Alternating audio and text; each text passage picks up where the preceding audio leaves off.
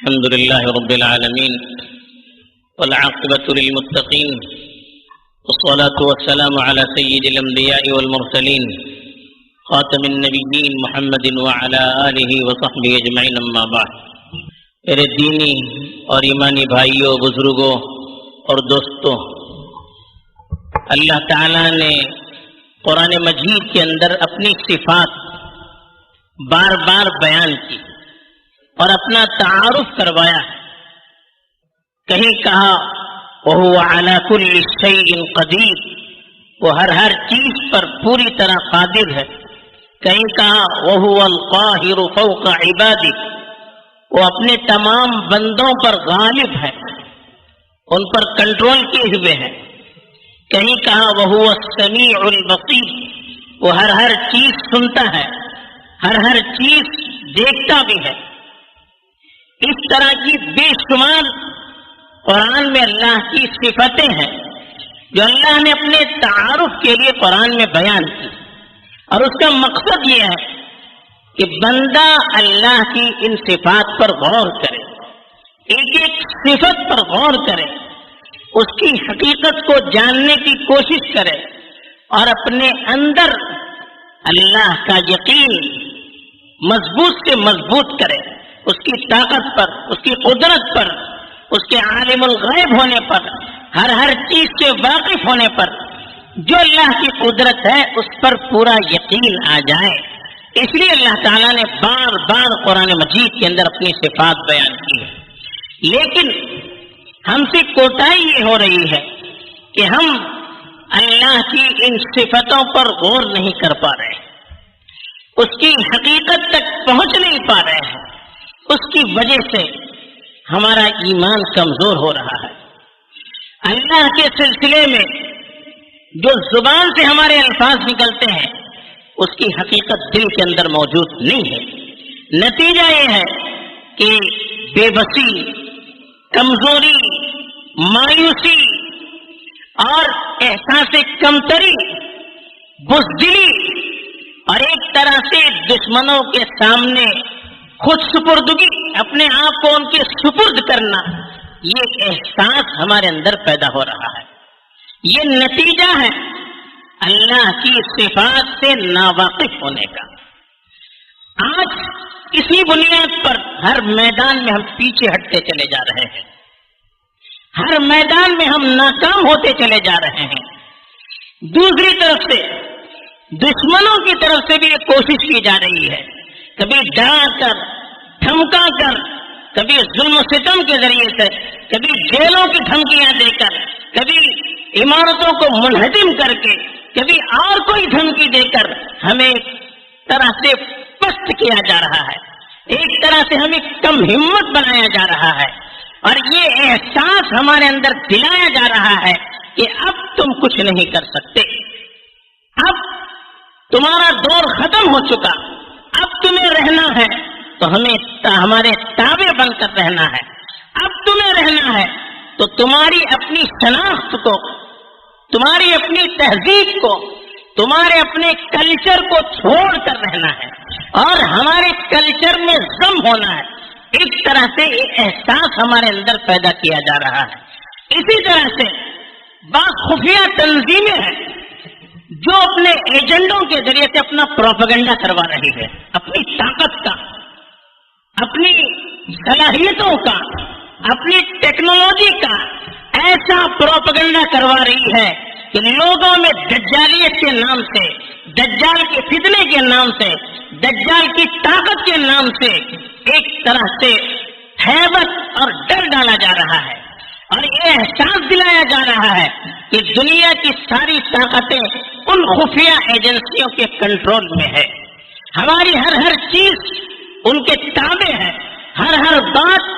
ان سے ان تک پہنچتی ہے، ہم غیر محفوظ ہیں، ہم چاہے تو بھی کچھ بھی نہیں کر سکتے. باقاعدہ یہ اپنے ایجنٹوں کے ذریعے سے اس طرح سے پروپیگنڈے مسلم معاشرے میں کروائے جا رہے ہیں. نتیجہ ہے اور ہو رہا ہے کہ ہمارا ایمان اللہ سے کمزور ہوتا چلا جا رہا ہے. یہ احساس ہمارے اندر پیدا ہو رہا ہے کہ اب ساری دنیا ان کے کنٹرول میں ہے، چند تنظیموں کے کنٹرول میں ہے، چند تحریکات کے کنٹرول میں ہے، جس طرح سے چاہے وہ دنیا میں تصرف کر سکتے ہیں۔ اب ہمیں اپنے پیر پر کھڑا ہونے کے بارے میں سوچنے کی ضرورت نہیں ہے، رہنا تو ان کے تابع بن کر رہنا ہے۔ یہ احساس باقاعدہ پیدا کروایا جا رہا ہے، اس کے نتیجے میں اللہ پر سے ایمان، اللہ کی قدرت پر سے ہمارا ایمان اڑتا چلا جا رہا ہے۔ حالانکہ اللہ تعالیٰ نے صاف فرمایا وَهُوَ الْقَاهِرُ فَوْقَ عِبَادِهِ، وہ اپنے بندوں پر پوری طرح سے غالب ہے، کوئی چیز اس کے کنٹرول سے چھوٹی ہوئی نہیں ہے۔ یدبر الامر، دنیا کے ایک ایک معاملے کی تدبیر، پلان یہ اللہ کرتا ہے۔ جو اللہ چاہتا ہے وہ دنیا میں نافذ ہوتا ہے۔ جب اللہ چاہتے ہیں کھینچ لیتے ہیں، جب اللہ چاہتے ہیں ڈھیل دیتے ہیں، یہ اس کی قدرت ہے۔ تو یہ اللہ پر سے جو یقین ہے وہ ختم ہوتا چلا جا رہا ہے، یہ احساس اڑتا چلا جا رہا ہے کہ دنیا پر گویا اللہ کی حکومت نہیں ہے، دنیا پر اللہ کا کنٹرول نہیں ہے، یہ احساس دل میں پیدا ہو رہا ہے۔ اس احساس کو ختم کرنے کی ضرورت ہے۔ اس سے نہ صرف مسلمان جسمانی طور پر کمزور ہو رہے ہیں بلکہ ایمانی طور پر بھی کمزور ہو رہے ہیں، ان کا ایمان ختم ہو رہا ہے۔ اگر اللہ کے علاوہ کسی اور طاقت پر ہمارا اعتقاد بیٹھ گیا کہ یہ دنیا پر تصرف کرنے والی ہے، اس طاقت کو دنیا کی کوئی طاقت شکست نہیں دے سکتی، یہ اگر عقیدہ ہمارے دل میں آ گیا ہمارا ایمان ختم ہو گیا، اللہ پر سے ایمان ختم ہو گیا۔ یہ آہستہ آہستہ ہمارا ایمان بھی ختم کیا جا رہا ہے، ایمان سے بھی محروم کیا جا رہا ہے، حوصلے سے بھی محروم کیا جا رہا ہے، اور اپنے قدم پر آگے بڑھنے کی جو جذبات ہیں ان جذبات کو بھی ختم کیا جا رہا ہے۔ دوسری طرف یہ تو مسلمانوں کے بارے میں، دوسری طرف جو غیر مسلم طاقتیں ہیں وہ تو گویا جب ان کے ہاتھ میں حکومت آتی ہے، ان کے ہاتھ میں کنٹرول آتا ہے، ان کے ہاتھ میں پاور آ جاتا ہے، وہ ایسا سمجھنے لگتے ہیں کہ گویا دنیا میں کچھ ہے ہی نہیں، ساری دنیا پر ان کا نظام ہے، ساری دنیا ان کے کنٹرول میں ہے، ہم جو چاہیں کر سکتے ہیں، ہمیں دنیا کی کوئی طاقت شکست نہیں دے سکتی۔ یہی نتیجہ ہے کہ جب چاہے کسی پر حملہ کرتے ہیں، جب چاہے کسی پر ظلم کرتے ہیں، جب چاہے کسی کو اپنے کنٹرول میں لینے کی کوشش کرتے ہیں، اور جب چاہے ان کے لوگ اپنی زبان سے اول پول بکنے لگتے ہیں، نبی کے سلسلے میں گستاخی کرتے ہیں، صحابہ کے سلسلے میں گستاخی کرتے ہیں، شریعت کے سلسلے میں گستاخی کرتے ہیں، یہاں تک کہ اللہ پر بھی کیچڑ اچھالنا شروع کر دیتے ہیں، یہ سمجھتے ہیں کہ کوئی ہے نہیں دنیا میں، اتنی جرأت ان کی ہو جاتی ہے۔ حالانکہ قرآن صاف الفاظ میں کہتا ہے کہ وہ املی لہم ان کیدی متین، کہ میں ان کو مہلت دے رہا ہوں، میری سازش، میری طاقت تو سب سے مضبوط ہے۔ سنستدرجہم من حیث لا یعلمون، آہستہ آہستہ ہم ایسے ان کو کھینچ لیں گے کہ وہ سمجھ بھی نہیں پائیں گے۔ جیسے آدمی مچھلی کا شکار کرتا ہے تو مچھلی کے منہ میں کھانے کی چیز کچھ وقت کے لیے چھوڑ دیتا ہے تاکہ پوری طرح سے وہ کنٹرول میں آ جائے، جب کنٹرول میں آ جائے تو فوراً اس کو کھینچ لیتا ہے۔ اسی لیے اللہ تعالیٰ نے فرمایا مسلمانوں کو بھی تسلی دیتے ہوئے وَلَا تَحْسَبَنَّ اللَّهَ غَافِلًا عَمَّا يَعْمَلُ الظَّالِمُونَ، یہ ظالم جو کر رہے ہیں اب یہ نہ سمجھے کہ اللہ اس سے غافل ہے، ایک ایک چیز سے اللہ واقف ہے۔ وَمَا اللَّهُ بِغَافِلٍ عَمَّا يَعْمَلُونَ، وہ جو کچھ کر رہے ہیں اللہ اس سے غافل نہیں ہے، بلکہ اللہ نے دھمکی دے کر کہا وَلَا يَحْسَبَنَّ الَّذِينَ كَفَرُوا أَنَّمَا نُمْلِي لَهُمْ خَيْرٌ لِأَنفُسِهِمْ، کافر یہ نہ سمجھے کہ ہم نے جو ان کو چھوٹ دی ہے یہ ان کے لیے بہتر ہے، یعنی وہ جو چاہے کر رہے ہیں ان کو پکڑا نہیں جا رہا ہے، چھوٹ دی جا رہی ان کے لیے، تو یہ ان کے لیے خیر نہیں ہے۔ انما نملی لہم لیزدادوا اثما، ان کو چھوٹ اس لیے دی جا رہی ہے کہ وہ اور گناہ میں بڑھتے چلے جائیں، اور ظلم میں بڑھتے چلے جائیں، تاکہ اللہ کا عذاب جب آئے تو کچھ بھی نہیں کر سکتے۔ اللہ کے رسول صلی اللہ علیہ وسلم نے فرمایا کہ ان اللہ لیملی الظالم فاذا اخذ لم یفلته،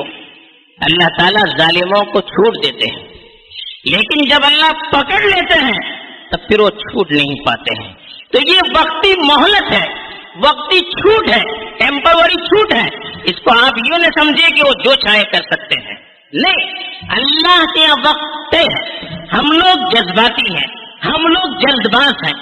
ہم لوگ چاہتے ہیں کہ فوراً عذاب آ جائے۔ وَيَسْتَعْجِلُونَكَ بِالْعَذَابِ، اللہ تعالیٰ نے خود اللہ کے رسول سے کہا کہ آپ کے ساتھی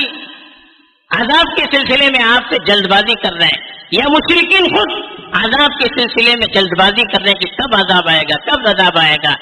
وَلَن يُخْلِفَ اللَّهُ وَعْدَهُ، اللہ تعالیٰ اپنے وعدے کی کبھی خلاف ورزی نہیں کر سکتا۔ لیکن وَإِنَّ يَوْمًا عِندَ رَبِّكَ كَأَلْفِ سَنَةٍ مِّمَّا تَعُدُّونَ، اللہ کے یہاں ایک دن تمہارے حساب سے 1000 سال سے بھی زیادہ ہے۔ تو اللہ کے یہاں ہمارے 1000 سال کے مقابلے میں اللہ کا ایک دن ہے، تو اس کے حساب سے وہ عذاب بھیجتا ہے۔ ہماری جلد بازی سے کچھ ہونے والا نہیں ہے۔ اللہ ہمارے نوکر نہیں ہے، ہمارے غلام نہیں ہے کہ جب ہم آرڈر دیں تو وہ عذاب لیں، نہیں، اس کے یہاں وقت مقرر ہے۔ لیکن ہمیں اللہ پر یقین ہونا چاہیے، اللہ پر بھروسہ ہونی چاہیے، اور دوسری بات یہ بھی یاد رکھنی چاہیے، اللہ کے رسول صلی اللہ علیہ وسلم نے حدیث میں فرمایا من عادى لي وليا فقد آذنته بالحرب، اللہ کے رسول صلی اللہ علیہ وسلم نے فرمایا، بخاری شریف کی حدیث ہے، جو میرے دوست سے دشمنی کرے گا تو گویا کہ میں نے اس سے جنگ کا اعلان کر دیا۔ اب ذرا سوچئے، جس طرح سے یہ ظلم کی حد پار کر چکے ہیں، اللہ کے نیک بندوں کو تکلیف دے رہے ہیں، یہاں تک کہ اللہ کے رسول صلی اللہ علیہ وسلم کی ذات کو بھی نہیں بخشا جا رہا ہے، تو کیا اللہ کی ذات خاموش رہ سکتی ہے؟ اتنے اللہ کے نیک بندوں کی آہیں نکل رہی ہیں، یتیموں کی آہیں، بیواہوں کی آہیں، عورتوں کی آہیں، کمزوروں کی آہیں، مظلوموں کی آہیں، کیا یہ سب چیزیں رائے گاہ چلی جا سکتی ہیں؟ نہیں، یہ ظلم کر کر کے اللہ کے عذاب کو دعوت دے رہے ہیں۔ جتنا آگے بڑھیں گے اتنا قریب اللہ کا عذاب ہوگا، بلکہ ایسا لگ رہا ہے کہ یہ لوگ اپنی غفلت، اپنی لاپرواہی اور اپنے گھمنڈ اور تکبر کی وجہ سے وقت سے پہلے اللہ کے عذاب کو دعوت دیں گے، اور جب آئے گا ایسے ٹوٹ کر بکھر جائیں گے کہ کوئی اس کا حساب نہیں ہوگا۔ قرآن نے واقعات بیان کیے ہیں، تاریخ گواہ ہے، کسی ظالم کو کبھی اللہ نے بخشا نہیں ہے جو یہ ظالم آج محفوظ رہ سکتے ہیں، نہیں، اللہ کی سنت سب کے ساتھ برابر ہے۔ وَلَن تَجِدَ لِسُنَّتِ اللَّهِ تَبْدِيلًا، اللہ کی سنت کبھی بدلتی نہیں ہے، اللہ کا قانون کبھی بدلتا نہیں ہے۔ اللہ تعالیٰ لوگوں کے ساتھ جو معاملات کرتے ہیں اس میں کبھی تبدیلی نہیں آ سکتی۔ جو پچھلوں کے ساتھ ہوا وہ آج کے لوگوں کے بھی ساتھ ہوگا، جو پچھلے فرعون کے ساتھ ہوا آج کے فرعونوں کا بھی اس سے بدتر اثر ہوگا، اس سے بدتر اثر ہوگا۔ آئندہ جو اٹھیں گے ان کے ساتھ بھی یہی ہوگا، تو گھبرانے کی ضرورت نہیں ہے، ہمت ہارنے کی ضرورت نہیں ہے، خود سپردگی کی ضرورت نہیں ہے، بزدل ہونے کی ضرورت نہیں ہے۔ ہمیں اپنے اللہ کو پہچاننے کی ضرورت ہے، اللہ کی طاقت کو پہچاننے کی ضرورت ہے، اللہ کی صفات کو پہچاننے کی ضرورت ہے، اپنے دین کو پہچاننے کی ضرورت ہے، اللہ پر بھروسہ کرنے کی ضرورت ہے، اپنے دین پر پہلے سے زیادہ مضبوطی سے قائم رہنے کی ضرورت ہے، اس لیے کہ وہ چاہتے ہیں کہ ہم اپنے دین کو چھوڑ دیں، ہم اپنی تہذیب کو چھوڑ دیں، ہمیں اپنی تہذیب پر، اپنے کلچر پر، اپنے جو اللہ کے رسول کی سنتیں ہیں، شریعت ہے، پہلے سے زیادہ مضبوطی سے اس پر عمل کرنے کی ضرورت ہے، اور اپنے پروردگار سے لو لگانے کی ضرورت ہے۔ یہ کام ہم کریں گے تو اللہ اپنا کام کریں گے، یہی اس وقت کی ضرورت ہے۔ اللہ تعالی حقیقت کو سمجھنے اور اپنی اصلاح کرنے اور اپنے وعدے پر یقین کر کے آگے بڑھنے کی ہمیں توفیق دے۔ آمین۔ وآخر دعوانا ان الحمد للہ رب العالمین۔